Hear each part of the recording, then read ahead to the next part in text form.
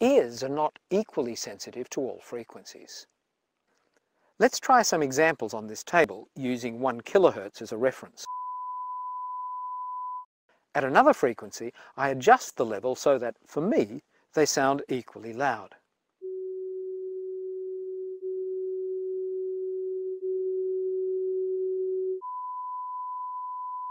Our online hearing test is at this address. If you continue, always choosing a level that sounds to you as loud as your 1 kHz reference, you might have a graph like this, called an equal loudness contour.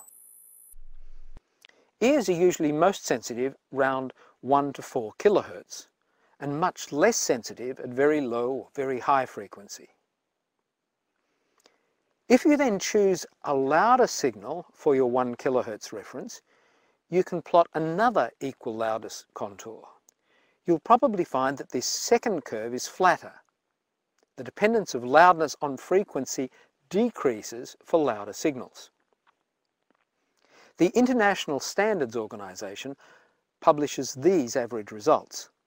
Note that below 30 Hz, you may need 1,000,000 times more power to achieve the same loudness as a tone at 3 kHz. These curves define the phon, a unit of perceived loudness level. At 1 kHz, phons and dB are equal by definition. For all other frequencies, you need these curves.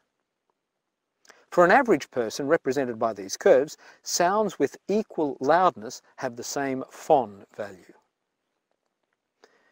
To obtain an estimate of how loud a sound is, one can filter the microphone signal with the A-weighting filter, a simple electronic filter whose frequency response is somewhat like that of the human ear.